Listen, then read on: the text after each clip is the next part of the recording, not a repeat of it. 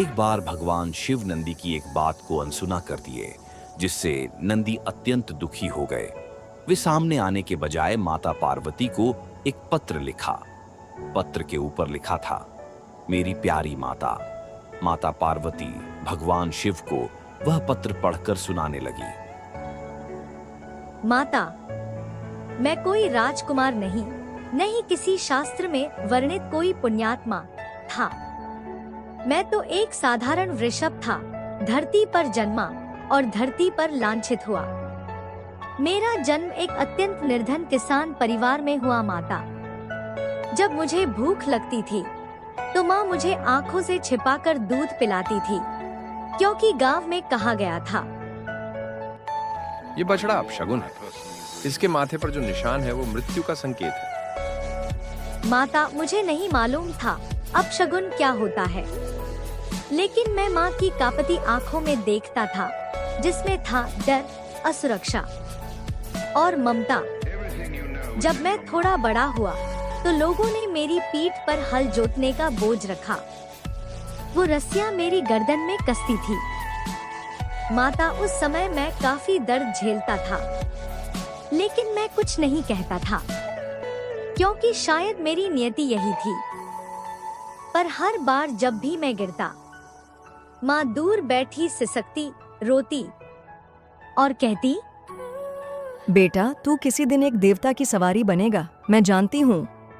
और उसकी बात सुनकर मैं हंसता नहीं, बस सोचता, माँ है न वो मेरी, मैं चाहे जैसा भी रहूं, मेरे बारे में वो कभी गलत कैसे सोच सकेगी। पर शायद माँ को भ्रम है। माता, मैंने ना किसी का धन खाया था, ना किसी को मारा। बस एक अलग रंग और आकार के साथ जन्म लेना मेरे लिए अपमान का एक प्रतीक बन गया था। पर आप ही बताइए माता, इसमें मेरी क्या गलती थी? लेकिन नहीं, उसी रात मुझे जंगल की ओर धकेल दिया गया। मैं काफी दुखी था। माँ से बिछड़ना, पिता से बिछड़ना, मैं बता नहीं सकता माता कि मैं उस समय कितना पीड़ा में था। मेरी माँ बहुत रोई, मेरे पिता भी रो रहे थे, पर वे दोनों ही उस समाज का विरोध करने की हिम्मत नहीं जुटा पा रहे थे। अब मुझे कुछ नहीं सुनाई दे रहा था। मैं चल पड़ा, अकेला, बेसहारा और अपवित्र कहलाकर। माता, जब मैं जंगल आ चुका तो जंगल की रातें बहुत लंबी लगने लगी, क्योंकि मेरे माता पिता का साया जो नहीं था। भूख लगती थी, लेकिन शेरों की गंध डराती थी। पानी मिलता था, पर दलदल में गिर जाने का डर रहता। मेरे पैर कांपते थे, दिल में एक शब्द गूंजती थी, कभी माँ की आवाजें, कभी माँ के सपनों में आने वाली वो शब्द, शिव। तब मेरे मन ने एक सवाल किया था, क्या शिव होते हैं? क्या वो एक वृषभ की पुकार सुन सकते हैं? मैं शिव को याद किए चला जा रहा था। मैंने पहली बार उन्हें देखा, एक चट्टान पर शांत, निर्विकार बैठे हुए। कोई आवाज नहीं थी, कोई हरकत नहीं था, सिर्फ मौन और एक प्रकाश जो उनकी देह से निकल रहा था। मेरी समझ में नहीं आ रहा था कि मैं क्या करूं। इस तरह मैं दूर खड़ा रहा, ना पास गया ना पीछे हटा, क्योंकि मुझे पहली बार ऐसा लगा जैसे कोई है जो मुझे देख रहा है, बिना भय के, बिना घृणा के। वो अपने ध्यान से उठकर कुछ बोलेगे। इस इंतजार में 3 दिन बीत गए। उस तपस्वी ने मुझसे कुछ नहीं कहा, पर मैंने न जाने क्यों यह जाना कि यह मौन मुझे स्वीकार रहा है। मैंने पहली बार शिव का नाम पूरी श्रद्धा से लिया, ओम नमः शिवाय।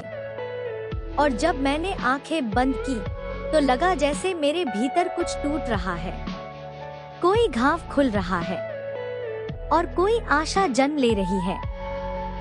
मेरी बंद आंखों में एक छाया आई, उसके माथे पर चंद्र, गले में नाग, आंखों में तूफान और करुणा दोनों थी। वो बोले नहीं, लेकिन मुझे लगा था। उन्होंने कहा, तेरा अपमान ही अब तेरा गौरव बनेगा। मैं कांप गया। एक ही क्षण में सब कुछ बदल गया। तपस्वी ने मुझे छुआ और कहा, तू अब नंदी है, आनंद का वाहक है। मैं भगवान शिव का वाहन तो बना, पर मुझे और भी कई सम्मान मिले। मैं केवल शिव का वाहन नहीं, उनका द्वारपाल, उनका मौन, उनका प्रतीक्षा का प्रतीक बन गया हूँ। उस दिन लगा, मैं पशु नहीं रहा। पत्र की समाप्ति के बाद माता पार्वती और भगवान शिव उठे और नंदी के पास जाकर उन्हें अपने गले से लगाए। भगवान शिव के इस व्यवहार से नंदी की आंखें भर आईं। दोस्तों, अगर आप उपेक्षित हैं, अकेला है, तो जान ले शिव आपकी राह देख रहे हैं। त्याग, मौन और प्रेम, यही शिव तक पहुंचने का मार्ग है। पशु हो या मानव, यदि आप में करुणा और समर्पण है तो आप भी नंदी बन सकते हैं।